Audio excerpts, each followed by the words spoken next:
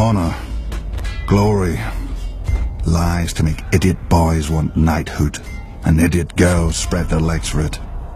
Let me tell you what makes a knight. Killing. Either enough men or the right man. House Clegane should know. We're very good at both. Most families claim some great ancestor so far back that nobody can prove them liars. Not us. My grandfather kept the kennel for Lord Titus Lannister of Casterly Rock, the father of Lord Tywin. Lord Titus was a weak man who didn't know it. One day while hunting he stumbled on a lioness. Instead of embracing the man who wore her on his banners, she tried to tear out his throat. Lucky my grandfather came up with the dogs and drove the big cat away. As a reward, the Cleganes got lands and a keep and a son to squire for the Lannisters. We took the 3 hounds who died for them as our new sigil. When Tywin Lannister became Lord of Casterly Rock, he wanted more from his former kennel master than fealty. He bet that training hounds to kill isn't far from training boys to kill. In just 2 generations, my brother Gregor and I proved him right. I gutted my first man at 12. Years after, servants started disappearing in our keep, and even a sister I don't remember.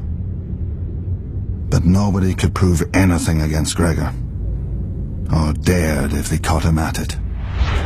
For my father wanted a knight in our family, and thought he'd found one in Gregor, who at 13 towered over enough men that they called him the Mountain.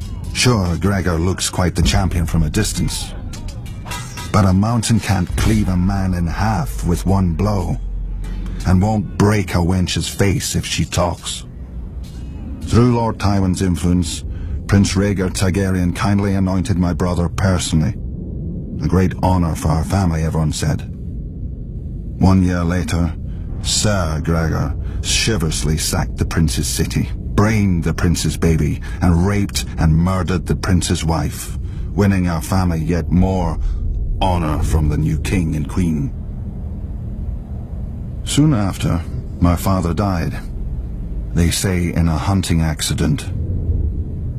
The same day that Gregor became lord of the Clegane lands, gold and anything under his roof, I left our home to take service at Casterly Rock. Lord Tywin is not like his father. Neither is King Joffrey, or the likes of me would never be on the King's Guard, with all those true knights. Between them, a man who serves the Lannisters will never lack for killing. I'll guard this king, such as he is. Gregor will kill the other ones, such as he does. When we're done, we'll see how many people still believe in songs and fairy tales.